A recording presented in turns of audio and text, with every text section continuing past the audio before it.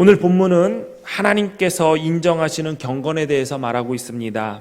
경건이란 하나님의 거룩한 성품을 담는 것을 말합니다. 또 경건은 살아계신 하나님을 믿는 믿음에서 나오는 능력과 실제를 지칭하기도 합니다. 그렇다면 오늘 입양주일로 지키고 있는데 그 입양과 경건과 무슨 관계가 있을까요? 오늘 본문 말씀에 하나님 앞에서 흠없는 참된 경건이자 하나님께서 인정하시는 경건 두 가지가 소개되고 있습니다. 하나는 고아와 과부를 환난 중에서 돌보는 것, 다른 하나는 자기를 지켜 세 속에 물들지 않는 것입니다. 본론에 들어가기 전에 두 가지 전제를 달겠습니다.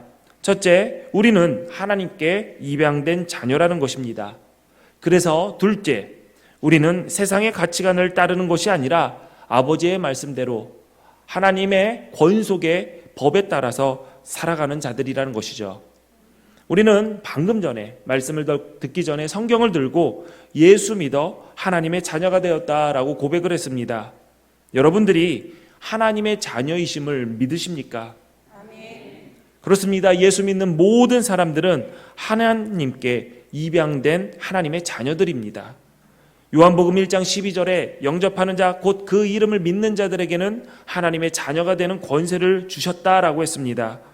우리는 예수 믿고 새로운 생각을 갖게 되었습니다. 그리고 새로운 삶이 시작되었습니다. 그뿐만 아니라 우리의 신분이 변화되었습니다. 하나님의 아들과 딸이라는 신분이 주어진 것이죠. 하나님은 예수를 영접하고 믿는 우리를 자녀 삼아 주셨습니다. 그래서 우리는 하나님 나라의 백성이자 하나님의 아들, 딸입니다. 그렇기 때문에 우리는 세속에 물들어 세상의 가치관에 휩쓸려 사는 사람이 아니라 하나님 나라의 법과 진리, 가치를 쫓아 사는 사람입니다. 오늘 본문 내용처럼 우리는 스스로를 지켜 세속에 물들지 않게 해야 합니다. 그래서 로마서 12장 2절에 너희는 이 세대를 본받지 말고 오직 마음을 새롭게 함으로 변화를 받아 하나님의 선하시고 기뻐하시고 온전하신 뜻이 무엇인지 분별하도록 하라라고 명령하고 있습니다. 우리 교회는 5월 11일을 전후로 한 주일을 입양주일로 지키고 있습니다. 5월 11일은 입양의 날입니다. 2005년부터 기념일로 지정이 되었고 올해는 16회째를 맞이합니다. 5월 11일을 입양의 날로 정한 이유는 한 가정이 한 명씩 아이를 책임지고 함께 입양하여 기르자라는 뜻으로 5월 가정의 달 5월에 11일을 입양의 날로 지정했습니다. 한민족이라는 동질성을 민족의 우수성으로 배우며 자란 우리나라 국민에게 입양이란 그저 버려진 아이를 키우는 바람직한 일 이상으로 여겨지기가 어렵습니다. 특히 유교 문화가 바탕인 아시아 국가이며 여전히 가부장적인 모습이 남아있는 가족의 형태 등을 고려해 볼 때 입양 가족은 조금 특별하고 남다른 가족의 형태로밖에 보이지 않습니다. 그러나 우리는 입양이라는 문제를 접근할 때 기독교적 가치관에 따라 하나님께서 말씀하신 그리스도인의 책임의 관점으로 바라봐야 합니다. 우리 교회가 입양주의를 지키기 시작하여 10년이라는 시간이 지났습니다. 기둥교회에서 신앙생활을 하시고 5월을 보내셨다면 입양에 대한 말씀은 한 번쯤은 들어보셨을 것입니다. 그래서 입양과 그리스도의 가치관과 어떤 관계가 있는가 이러한 매치는 그리 낯설지만은 않을 것입니다. 제가 강단에서 매년 입양에 대한 말씀을 전하기도 했지만 여러분은 저희 가정의 딸과 아들인 채희와 이연이를 통해서 또한 이종구 집사님, 서동희 집사님 가정의 딸인 성현이를 통해서 입양이 어떤 것인지, 입양 가정이 어떻게 살아가고 있는지 가까이서 보셨기 때문일 것입니다. 제가 매년 교회력과는 상관도 없고 다른 교회는 지키지도 않고 있는 입양주의를 지키면서 기도했던 것은 우리 공동체를 통해서 말씀을 지켜 행하는 그 열매가 맺어지기를 바라서입니다. 이것은 비단 저의 소원이 아니라 하나님의 꿈이자 비전이라고 생각을 합니다. 지금 우리 교회의 한 가정은 입양을 위한 가정조사를 마친 상태이고 또 다른 한 가정은 입양을 위해서 부모님을 설득하고 있는 중입니다. 올해 입양주일이 더 기대되는 것은 지금까지 황무지에 씨 뿌리는 듯한 마음으로 선포했던 이 하나님의 말씀의 씨앗이 뿌리를 내렸고 싹을 틔우고 꽃 피우고 있으며 조그만 열매로 연글고 있기 때문입니다. 우리 기독교회를 통해서 더 많은 꽃봉우리가 움트고 열매를 맺어 키워나갈 수 있을 것이라는 그 설렘 또한 저에게 있습니다. 그러나 대부분 사람들이 입양의 날이 어떤 날인지 모르고 입양에 대해서 생각해보지 않고 지나갈 때가 많습니다. 왜냐하면 나와 상관없는 날이기 때문입니다. 2017년 발표된 사회조사 보고서에 입양에 대한 견해를 묻는 질문이 있었습니다. 입양에 대해 긍정적으로 생각하고 실제로 시도하고자 했던 사람들은 질문에 대답한 질문을 받은 대상자들 중에 12.3%밖에 되지 않았습니다. 조사에 응답한 39.3%가 입양하지 않겠다라고 대답을 했고 29.5%가 입양에 대해 생각해 본 적이 없다라고 답했습니다. 도합 70%가 입양에 대해 부정적인 견해를 가지고 있거나 아예 관심조차 가지고 있지 않았던 것입니다. 같은 내용으로 조사한 2012년, 2013년 조사 때보다 입양에 대한 입양을 긍정적으로 생각하는 그 수치는 줄어들었고 입양을 절대로 하지 않겠다라고 대답한 경우는 8% 증가가 되었습니다. 이러한 인식은 국내 입양 건수 감소와 해외 입양 비율의 증가로 드러나고 있습니다. 국내 입양은 2012년 1125명에서 2018년 378명으로 줄었고 국외 입양은 2012년 755명을 기점으로 숫자는 줄고 있으나 전체 입양 건수 대비 비율은 증가하고 있는 추세입니다. 상관도 없고 관심도 없고 알고도 싶지 않은, 그래서 어디서 잠깐 들은 지식으로 입양에 대해서 생각을 하고 있죠. 그것이 입양에 대한 편견으로 남아 있습니다. 제가 말씀을 준비하면서 왜 해외 입양 건수가 줄지 않고 있을까? 왜 해외 입양의 비율이 아직까지 이렇게 높을까라고 생각을 해봤는데 거기에 대해서 글을 쓴 아티클을 한번 제가 발견하고 읽었습니다. 언젠가 여러분에게 기회가 된다면 함께 그거를 나누고 싶습니다. 거기에는 철저하게 자기 이기주의 그리고 자기 가족 중심주의, 우리의 완악함, 나만 생각하는 자기 중심주의가 있었던 것이죠. 여러분, 우리가 입양에 대해서 굳이 내가 해야 되나, 또 이 말씀을 내가 들어야 되나 상관이 없나라고 생각하지 않아야 될 게 뭐냐면, 우리가 선을 행할 때 방해가 되는 것은 항상 나를 생각하는 내 이기주의, 내 가족 중심주의가 내 속에 또아리 틀고 있기 때문입니다. 하나님께서는 늘 공동체를 이야기하시고 하나님 사랑과 이웃 사랑을 동일 선상에 놓았습니다. 우리 안에 이러한 마음을 잘 알고 계셨던 것이죠. 나만 사랑하는, 나만 책임지고 나만 어떻게든 해보려고 하는 그 나 중심주의, 이기주의가 어찌됐든 하나님의 사랑을 걸림돌이 된다는 것은 분명히 예수님께서도 말씀하신 내용입니다.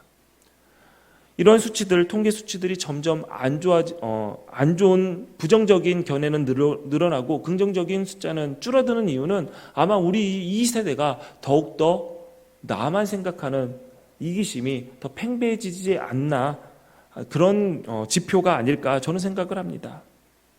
입양에 대한 편견도 굉장히 많이 가지고 있죠. 입양아는 버림받은 상처가 있어서 나중에 문제를 일으킬 것이다 라고 생각을 합니다. 커서 자기 부모를 찾아갈 것이다. 그래서 키워준 부모를 배신할 것이다. 오빠 혹은 여동생이 나중에 친남매가 아닌 것을 알고 사랑에 빠져서 결혼한다고 찾아올 것이다. 드라마를 많이 보신 분들, 그 드라마의 당본 소재죠. 지금 제 아들이 뒤에서 계속 이러고 있어요. 아니라는 거죠. 저도 그렇게 생각합니다. 제발 우애 있게 사이좋게 지내기를 바랄 뿐이죠. 무슨 결혼이에요. 옛말에 머리 검은 짐승은 거두는 것이 아니다라는 말이 있습니다. 여러분, 머리 검은 짐승을 누구를 지칭하는지 여러분 분명히 아실 겁니다. 엄청난 편견에 인간의 존엄성마저 무시한 무서운 말입니다. 적어도 우리는 알아야 됩니다. 입양 아동들은 머리 검은 짐승은 아닙니다. 게다가 이러한 편견에 고착하는 올 초의 정인이의 비극적인 삶을 통해서 더 두드러졌습니다. 이를 접했을 때 저도 모르게 속에서 주체할 수 없는 분노가 일어났습니다. 그 아이가 그 과정에서 과연 뭘 할 수 있었을까? 엄마 아빠가 나한테 왜 이럴까라고는 생각도 못하고 오로지 그 여린 몸으로 그 학대를 고스란히 받았을 것을 생각하니 너무나도 안 됐던 것이죠. 일이 터지고 나서야 분노하는 우리 사회가 또한 한심해 보이기도 했습니다. 사전 위탁 보호 제도를 염두하고 한 말이라고 해명은 했지만 기존의 입양 가족들을 단속하겠다라는 대통령의 말은 우리 사회의 입양 아동과 입양 가족들을 바라보는 시각이 어떠한 것인지 충분히 알 수 있는 하나의 지표였습니다. 문제의 본질은 입양이 아닙니다. 아동 학대였음에도 불구하고 이 시대의 입양 가족들이 분양 청약 점수를 올리기 위해서 혹은 자녀 양육비 지원을 받기 위해서 아이를 입양하는 파렴치한으로 모는 듯한 언론도 참 경솔하다라는 생각이 들었습니다. 우리 문화는 왠지 모르겠지만 입양이라는 단어 속에 비극적인 서사, 심파를 내포시킵니다. 슬픈 이야기를 뭔가 거기에다가 가미시키죠. 언론이나 방송에서도 이것을 이용해 조회수나 시청률을 올리는 듯한 느낌도 받곤 합니다. 이 사건 이후로 정인이에 관련된 기사의 제목들을 보면 정말 가관입니다. 이런 방식으로 우리 사회는 입양을 분노의 해소, 분노를 위해서 소비되는 하나의 매개체, 간식거리로 전락시켰던 것 같습니다. 이 사건은 한국 사회에 뿌리 깊게 자리한 입양의 편견을 보여준 것이라고 생각합니다.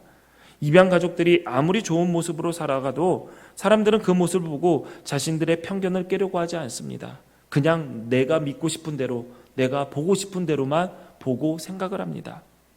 하지만 100명의 가족 중 딱 한 명이 문제가 생겼을 때 사람들 그 하나의 사례로 자신의 편견이 맞다라고 고착시킵니다. 정인이 사건 역시 입양 부모여서가 아니라 그 사람 자체가 부모의 자격이 없었던 악한 자였기 때문입니다. 정인아 미안해 라는 말로 끝날 문제가 아니라 미안해 라는 말 뒤에 우리가 바꿀게 라는 다짐이 우리에게 있어야 됩니다. 사건의 후폭풍으로 입양을 준비하던 예비 입양 부모들이 발을 돌리는 문제도 발생되고 있습니다. 지금 이런 상황에서 내가 입양하면 너를 이상하게 볼 거야. 너 키우다가 정인이처럼 너가 만들 자신 있어? 이런 겁박 아닌 겁박을 합니다. 또한 입양을 결심한 가족들이 입양 상담을 위해서 기관에 전화해도 이번 사건 때문에 업무가 어려워서 상담할 수가 없다라고 돌려보내기도 했다고 합니다. 여러분, 입양을 결심했던 사람이 그 마음을 접고 진행을 중단하면 그만이지만 정말 반드시 가정에서 자라야 할 그 아이의 입장에서는 그 인생의 엄청난 큰 기회가 사라져버리는 겁니다.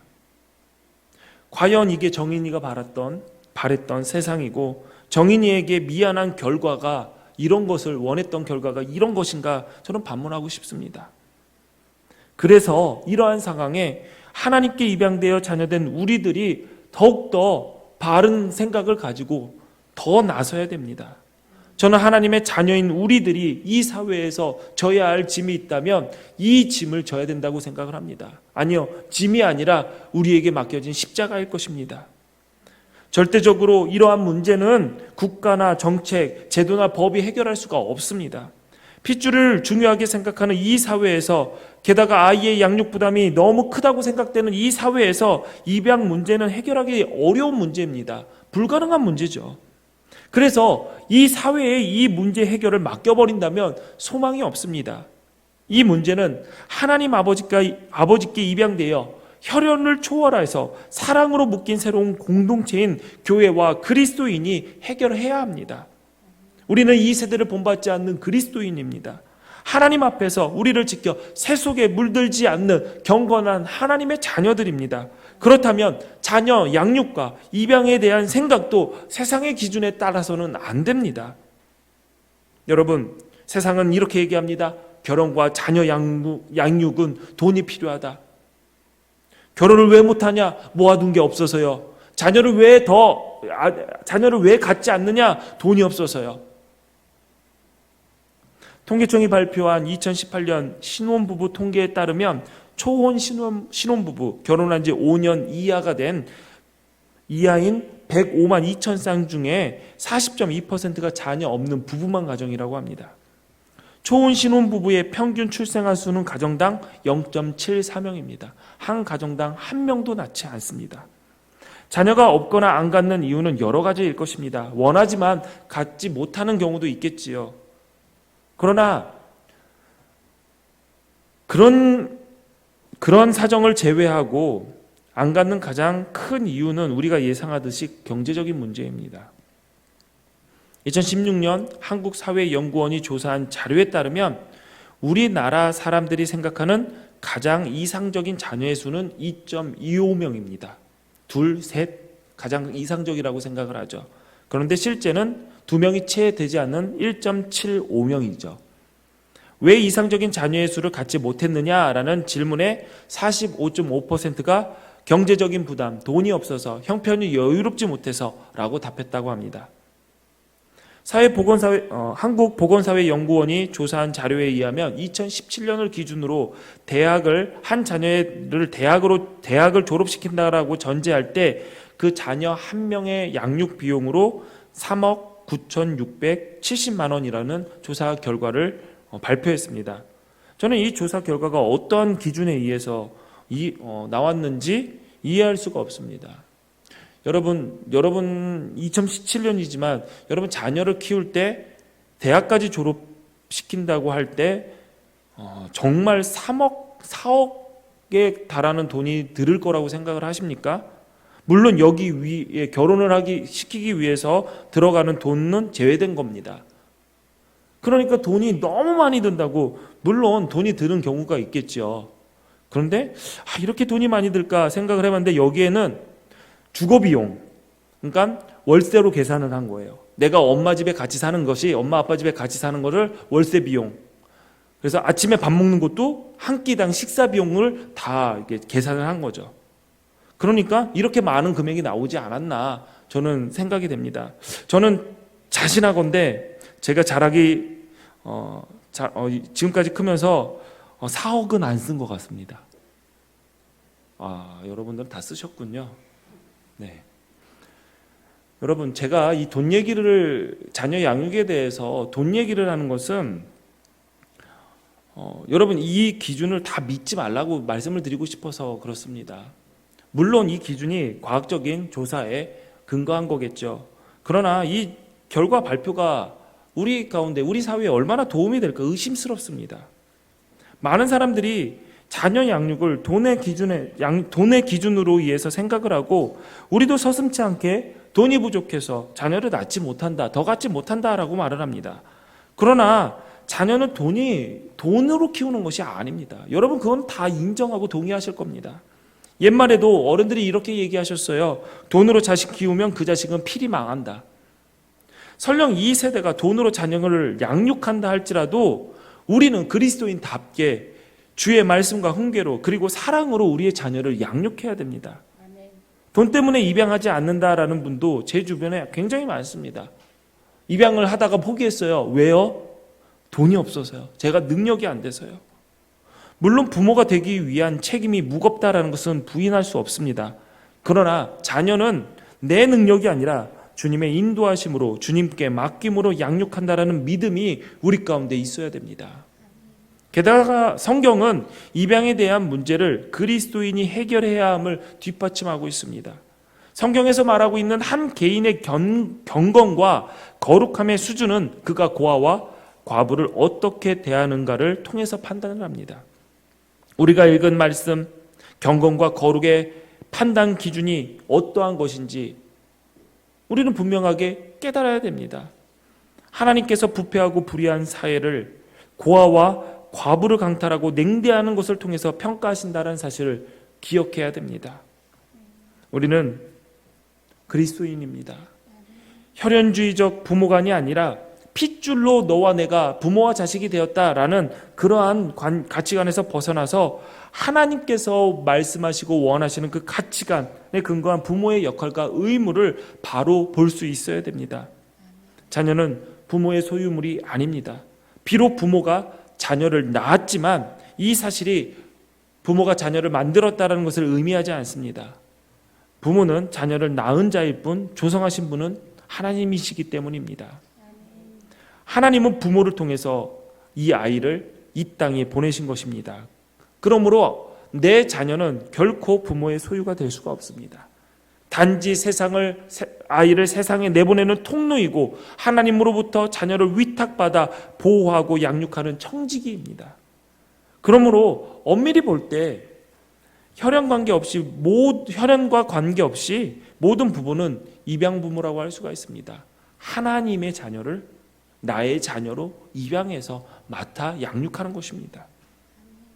그리고 지금은 떨어질 수 없는 부모 자식 관계라고 생각하지만 이것은 부모의 입장에서만의 착각입니다.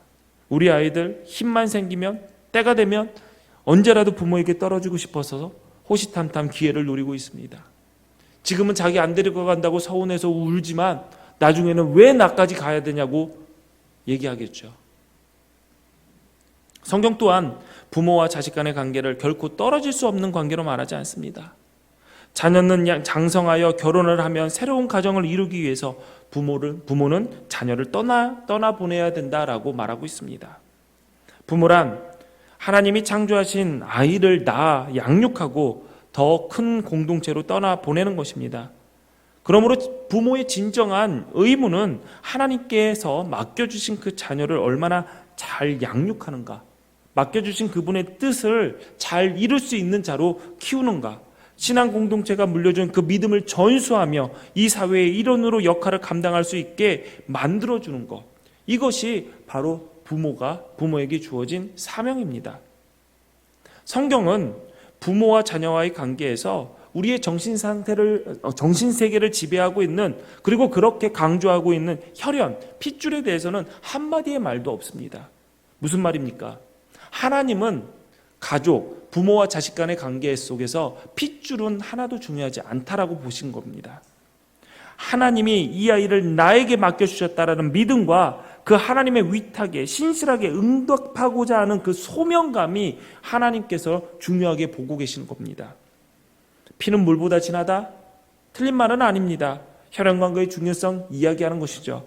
그러나 참된 그리스도인의 공동체는 이렇게 얘기해야 됩니다. 피는 물보다 진할지라도 사랑보다 진할 수 없다. 이러한 생각을 가져야 됩니다.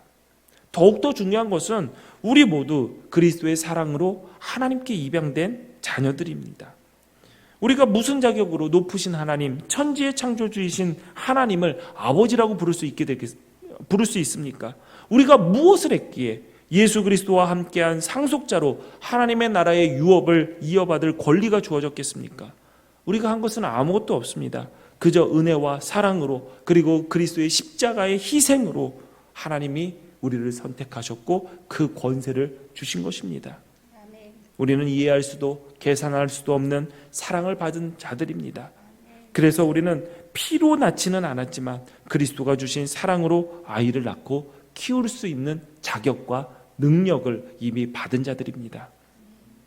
그리고 입양은 과부와 고아에 대한 사랑의 명령과 하나님 사랑, 이웃 사랑의 대계명을 지키는 진정한 그리스도인의 실천 모델이 됨을 기억해야 됩니다.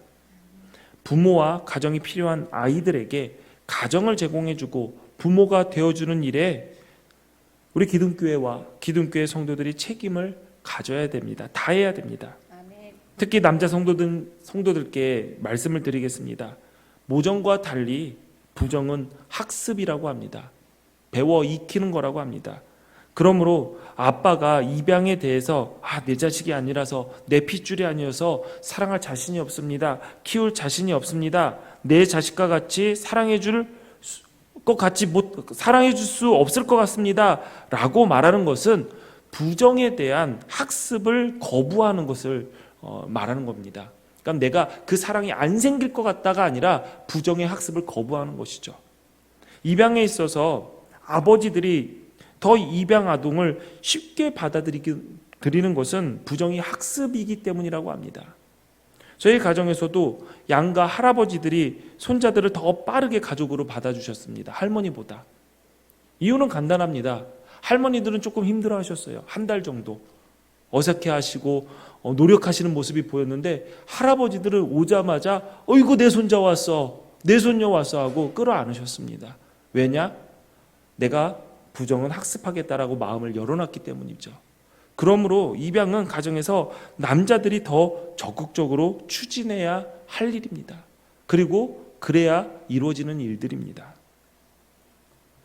하나님께서 예수를 따르는 그리스도인들의 경건함을, 고아와 과부를 어떻게 대하는가 그 기준으로 바라보신다면 우리가 어떻게 해야 할 것인가, 그건 자명한 것입니다. 그러나 한국 교회와 한국의 많은 교인들은 이런 일에 관심을 갖지 않습니다. 나와 상관이 없다라고 생각을 하죠. 근데 이 일에 문제가 생깁니다. 왜냐하면 하나님이 원하시는 경건과 상관없는 일들을 거룩이라 착각을 하고 내 마음에 드는 일, 내가 할 수 있는 일, 내가 하고 싶은 일이 하나님이 기뻐하시는 일이다, 거룩한 일이다, 경건이다 생각하고 헛된 열심을 가질 공산이 크다라는 것이죠. 그러나 여러분, 우리가 잊지 말아야 될 것이 있습니다. 우리가 하나님의 심판대 앞에 설 땐 모든 것은 하나님의 기준으로 판단될 것이죠. 그렇다면 왜 하나님께서는 수많은 사람들 가운데서 왜 고아와 과부를 꼭 집어서 그들을 도우는 것이 하나님의 성품을 담는 경건이라고 얘기했을까요? 그것은 누구도 그들을 책임지지 않는 존재들이었기 때문입니다. 당시 고아와 과부는 돌봄의 대상이 아니었습니다. 성인이 되지 못한 고아와 남편을 잃은 과부는 재산을 소유할 수 없었습니다. 그래서 그들은 늘 가난할 수밖에 없었고 생계의 위협을 받아왔습니다. 어느 누구도 이들이 굶주린다고 해서 음식을 줄 책임이 없었고 설령 이들이 굶어 죽는다 하더라도 아무런 상관이 없었습니다. 오히려 그 사회에 부담이 되는 존재들이었기 때문에 언제든지 그들을 버릴 수 있다라고 생각했었죠. 사람들은 그렇게 그들을 바라봤지만 하나님에게 그들 또한 귀한 생명이자 천하보다 귀한 영혼이었습니다. 그들을 사회의 가치관으로 그들의 존재의 가치를 판단하는 것이 아니라 하나님께서 창조하신 생명으로 귀하게 여길 때, 하나님의 눈으로 그들을 바라볼 때 비로소 그들이 돌봄의 대상으로 보이게 되는 거죠. 내가 책임져야 할 생명과 영혼으로 바라볼 수 있게 되는 것입니다. 하나님의 시선으로 그들을 바라보는 것, 그래서 하나님이 그들을 돌보는 것을 하나님께서 그들을 돌보는 것을 하나님 닮은 경건이라고 말씀하신 것, 바로 이런 이유입니다. 하나님의 눈으로 그들을 바라보고 그 마음으로 그들을 품었기 때문에 그것이 하나님의 닮은 것이고 하나님 닮은 모습이 거룩함이 아니냐. 오늘 본문은 그것을 이야기하는 것입니다. 그래서 입양을 할 때 중요한 것은 입양의 중심이 부모가 아니라 아이가 되어야 된다는 것입니다.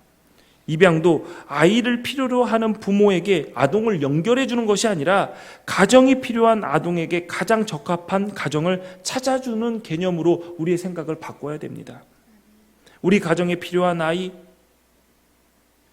찾는다면 여러분, 아이를 고르게 됩니다. 아이를 쇼핑하게 됩니다. 한 10여 년 전 한 입양 광고가 나왔습니다. 이 아이는 잘 웃습니다. 남자아이입니다. 몇 개월입니다. 어디가 예쁩니다. 이 아이는 또 여자입니다. 어디가 예쁘고 미소가 예쁘고 눈이 예쁩니다. 깜짝 놀랐습니다.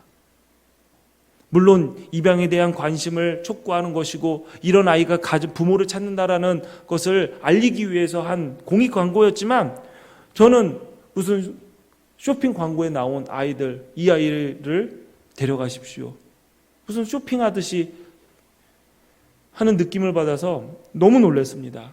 아니나 다를까 엄청난 비난을 받고 불과 며칠 만에 그 광고는 폐기됐습니다. 여러분, 그런데 우리 가운데서도 아이를 쇼핑하고 내 뜻에, 내 구미에 맞게 선택하고자 하는, 입양할 때도 그런 실수를 할 때도 많습니다.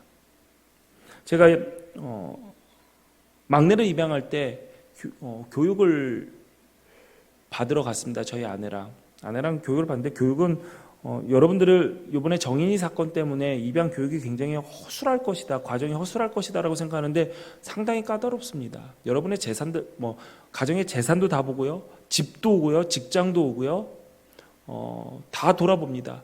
통장에 돈이 얼마 있는지도 확인합니다. 부동산은 얼마 있는지. 다 확인하죠. 그리고 교육도 받아야 됩니다. 근데 저희가 이제 입양을 했던 그 기관에 같이 가서 교육을 받는데, 교육을 하시는 교수님이 나오셔서 한 분을, 여자 혼자 앉아 계신 분에게 혼자 오셨어요. 그랬더니 남편이랑 같이 왔다는 거예요. 남편이 어디 있냐 그랬더니 건너 테이블에 따로 앉아 있어요. 느낌 딱 오지 않나요? 둘이 사이가 안 좋아요. 사이가 안 좋아서 이 입양 교육을 올 때도 같은 테이블에 앉지 않고 다른 테이블에 앉을 정도로 사이가 안 좋았습니다. 왜 아이를 입양하려고 하십니까? 라고 했더니 우리 부부가 사이가 너무 안 좋아요. 애가 있으면 우리 부부가 사이가 좋아질까 봐 입양을 신청했어요. 저는 그 얘기를 듣고 뒤에서 잘리겠구나. 다 걸러집니다. 그 과정, 상담 과정에서. 그 과정에서 걸러지는데 도대체 저는 그런 거죠. 이 정인이 가정 같은 왜 안 걸러졌을까? 그 과정에서도 제가 읽어본 기사에는 그런 내용도 있었습니다. 동성인, 그러니까 딸아이가 있는데 딸아이가 여동생이 더 좋을 것 같아서 여자아이를 찾았다. 시작부터 안 좋은 거죠. 많은 가정들이 얘기를 할 때 딸아이가 필요할 거야. 딸이 굉장히 인기가 많아요, 요즘은. 근데 반대로 생각해야죠. 저 아이가 우리 가정에게 잘 맞을까? 우리 가정에 저 아이가 와서 잘 적응하고 맞을까가 아니라 반대입니다. 저 아이에게 우리 가정이 합당한가? 그렇게 생각했어야죠. 여자아이를 원합니다. 남자아이를 원합니다. 우리가 원하는, 사실 우리가 낳아도 아니잖아요. 남자아이든 여자아이든 여자아이를 원해도 남자가 나올 수 있고 남자아이를 원해도 여자아이가 나올 수 있는 건데 우리는 골라요. 심지어 잘생기고 못생기고 그런 거 고르면 다 아니요. 잘못 생각한 겁니다. 우리가 입양을 생각하고 선을 행할 때 받는 사람의 입장에서 우리를 내어주는 게 사랑이고 선이지, 그 사람을, 그 누군가를, 그 대상을 나에게 끼워 맞추려고 하면은 절대로 선이 될 수 없습니다. 여러분, 내가 거룩하니 너희도 거룩하라 라는 이 말씀, 이 명령에는 나의 생각으로, 내가 너희를 대했던 그 마음으로 너희도 그들을 대하라 라는 그 하나님의 명령이 숨겨져 있다고, 아니 드러나 있다라고 여러분 생각하셔야 됩니다. 기도로 준비하십시오. 나는 이 일에 제외되었다라고 생각하지 마십시오. 오늘 우리에게 이 말씀이 도전이 되는 이유는 하나님께서 우리에게 악을 행하지 말라라고 하신 것이 아니라 선을 행하라라고 요구하고 계시기 때문입니다. 야고보서 4장 17절 말씀 우리 다 같이 한번 읽어볼까요? 시작. 그러므로 사람이 선을 행할 줄 알고도 행하지 아니하면 죄니라. 아멘. 맞습니다. 사람이 선을 행할 줄 알고도 행하지 않으면 죄입니다.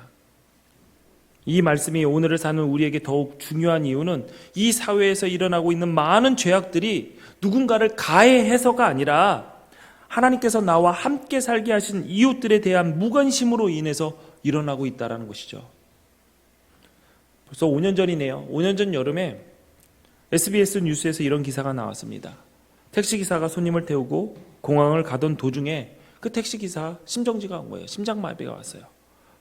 비행기 시간이 급했던 손님은 응급차도 부르지 않고 그 쓰러져 있는 택시기사 옆에 있는 트렁크 버튼을 누르고 트렁크에서 자신의 골프백을 챙겨 공항버스를 타고 떠났습니다.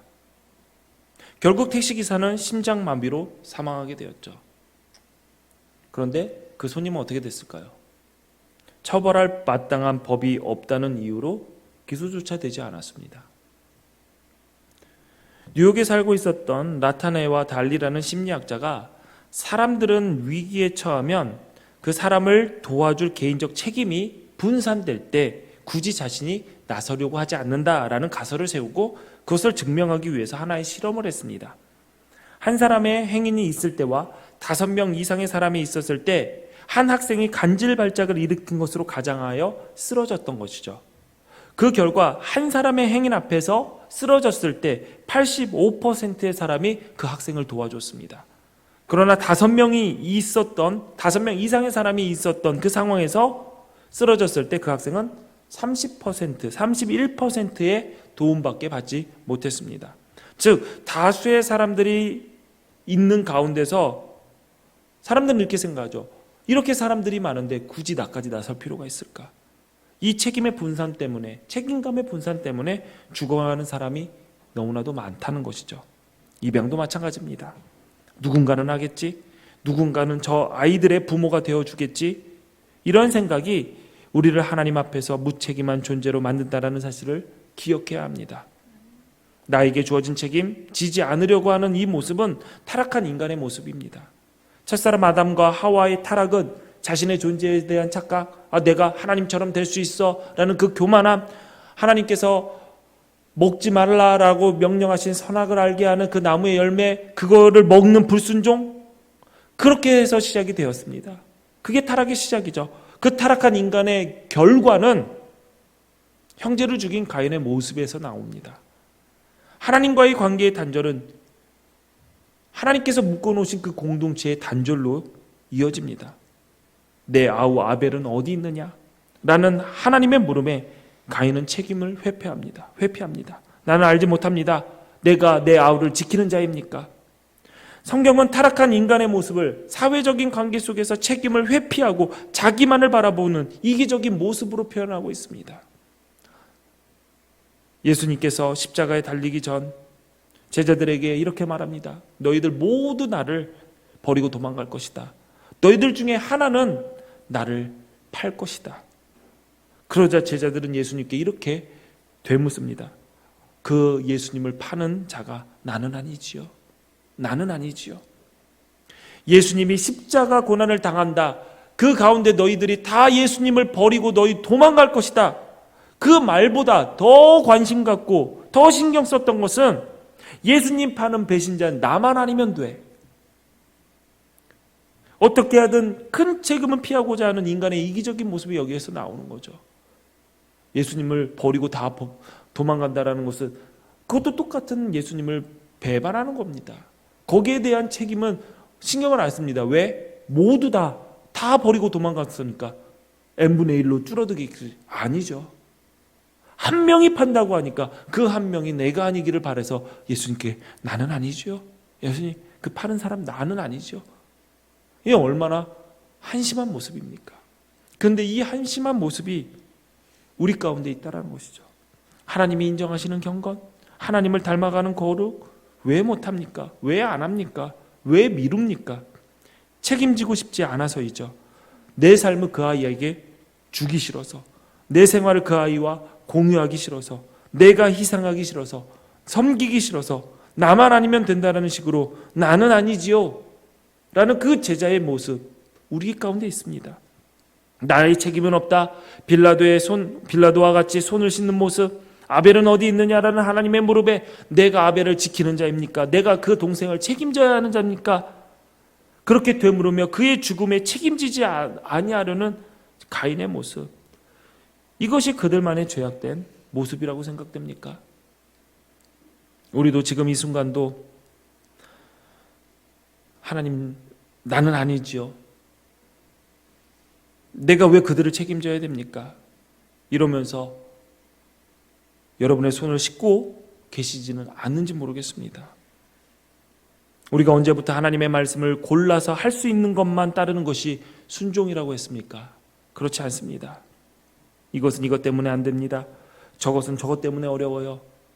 순종은 선택이 없습니다. 하나님께서 명령하시면 아멘으로 따르는 것이 그게 순종입니다. 저는 이미 아이가 있어서 필요 없습니다. 저는 둘이라서 어려워요. 저는 셋이라서 어려워요. 저는 아직 때가 아닌 것 같아요. 저는 돈을 많이 벌지 못해요. 저는 사랑이 없어요. 저는 믿음이 없어요. 이것은 하나님을 모르는 사람들이 말하는 조건이라고 하면 이해가 됩니다. 그러나 하나님의 조건 없는 사랑으로 그 크신 은혜로 하나님의 자녀로 입양되어 하나님의 자녀로 살고 있는 우리들에게는 절대 어울리지 않는 핑계거리입니다. 이렇게 하나씩 둘 이유를 들면 우리가 하나님의 사람으로 하나님의 말씀에 순종할 수 있는 것이 뭐가 남겠습니까?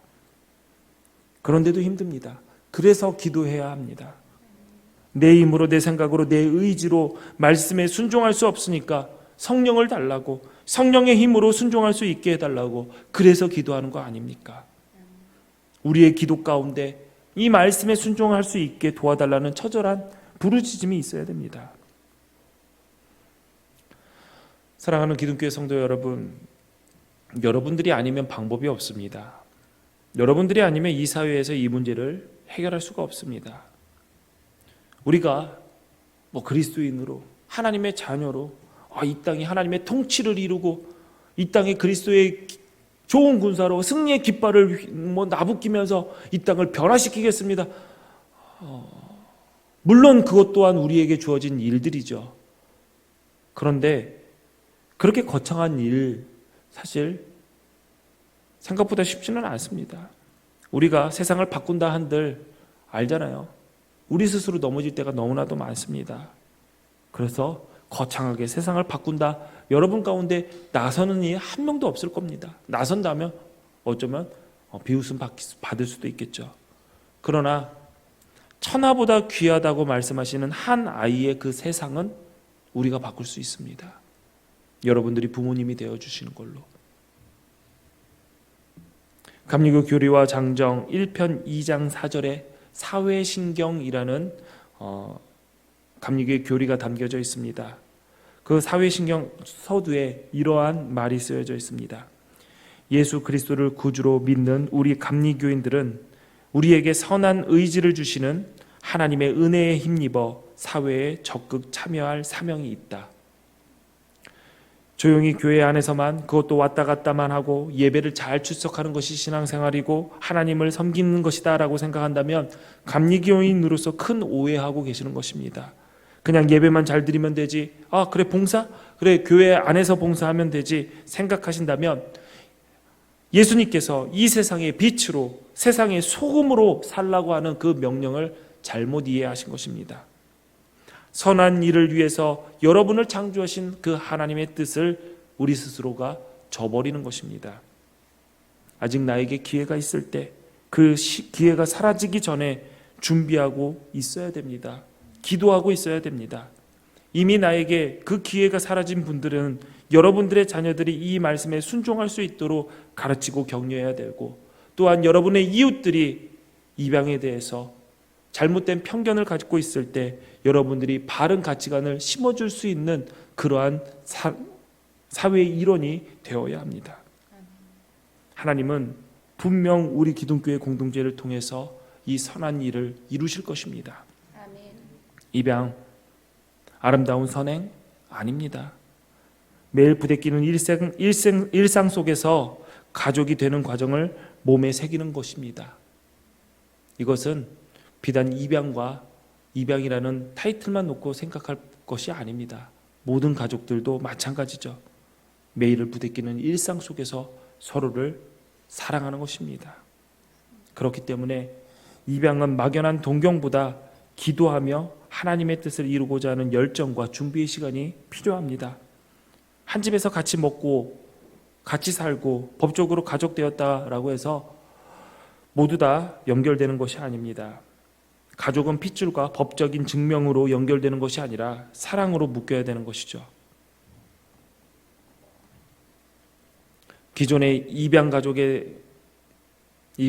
단속이 아니라 가족이 필요한 아이들에게 좋은 부모가 되어주는 것, 그래서 그 아이들이 부모의 사랑과 격려, 응원 속에서 건강한 이 사회의 일원으로, 하나님 나라의 일꾼으로 자라나게 하는 것, 이것이 저는 이번에 안타깝게 그 어린 생명이 꺼져버린 정인이에게 정말 미안해하는 것이고 사과하는 길이고, 그 정인이가 불쌍한 아이로 남는 것이 아니라 이 땅에 뿌려진 작은 씨앗이 되어서 선한 열매로 다시 살게 하는 것이라고 생각을 합니다. 주님의 마음으로 여러분에게 다시 권면합니다. 부모가 필요한 아이들에게, 가정이 필요한 아이들에게 여러분의 가정을 내어주십시오. 여러분들이 그 아이들의 부모가 되어 주십시오. 나와 지금 내 가족만 생각한다면 절대로 이 말씀에 순종할 수는 없을 것입니다. 그러나 하나님의 능력으로 하나님의 말씀이 황무지가 같은 우리의 마음 속에 꽃 피우고 열매 맺을 때 그것을 심으신 분도 아버지시요, 그것을 자라게 하시고 열매 맺게 하시는 것도 아버지시라고 믿습니다. 이 시대의 입양 가족들과 또한 저의 목소리를 하나님의 음성으로 듣고 순종하며 지금 입양을 준비하는 우리 기둥교회 가정들과 오늘 말씀을 듣고 나를 엄마 아빠로 부를 얼굴 모르는 아이를 위해 또 주님의 마음으로 결단하는 과정과 주어진 기회와 시간이 사라져버려서 어찌할 바 할 도리가 없지만 새로운 가치관을 내 자녀들에게 가르치고 내 이웃들에게 알려주기로 결단하는 주님의 모든 자녀들에게 하나님의 은혜와 평강이 가득하기를 빕니다. 베드로전서 4장 11절 말씀으로 오늘 말씀을 마치겠습니다. 누구든지 말을 하려면 하나님께서 말씀하시는 것 같이 하고 누구든지 섬기려면 하나님께서 공급하시는 힘으로 하는 것 같이 하십시오. 이는 모든 일에 하나님께서 예수 그리스도로 인해 영광을 받으시게 하려는 것입니다. 영광과 능력이 세세 무궁토록 그분께 있기를 빕니다. 아멘. 기도하십니다. 전능하신 하나님, 예수 믿어 구원받고 하나님의 자녀로 살게 하신 은혜에 감사드립니다. 그 큰 은혜와 사랑 속에서 살면서 우리의 마음속에는 여전히 나의 인간적인 욕심과 나의 이심으로 가득 차 있음을 보게 됩니다. 하나님, 오늘 하나님께서 인정하시는 흠없는 경건에 대해서 말씀을 들었습니다. 너무나도 복잡하고 당황스러운 말씀이지만 하나님께서 이 말씀을 나의 마음판에 새겨 놓으셨다면 분명 이 또한 이루어 주실 것이라고 믿고 하나님께 맡깁니다. 하나님, 그 믿음을 가졌으니 그 믿음이 성장케 되게 하시고 성숙케 하시고 하나님의 마음에 합한 삶을 살아가며 빛되고 소금되는 역할 잘 감당할 수 있도록 주님 복 내려 주옵소서. 예수님 이름으로 기도합니다. 아멘. 자리에 일어나셔서 준비하신 예물을 주님께 드립니다.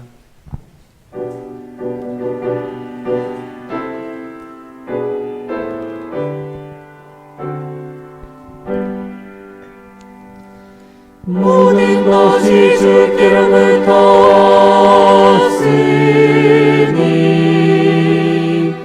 이 예물을 주께 드리나이다.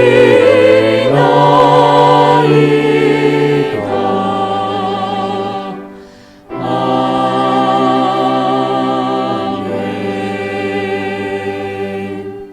드려진 예물 위해서 기도하겠습니다. 주님 감사합니다.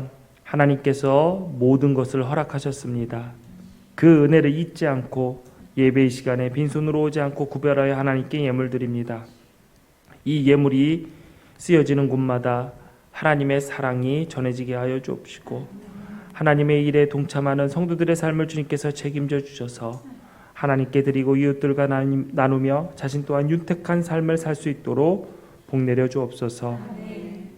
하나님의 것을 사용하는 우리 기둥교회 공동체에도 함께하여 주셔서 인간의 생각과 욕심으로 하나님의 것을 사용하는 것이 아니라 오직 하나님의 뜻을 이루는 일에 지혜롭게 사용할 수 있도록 주님 인도하여 주옵소서. 예수님 이름으로 기도합니다. 아멘.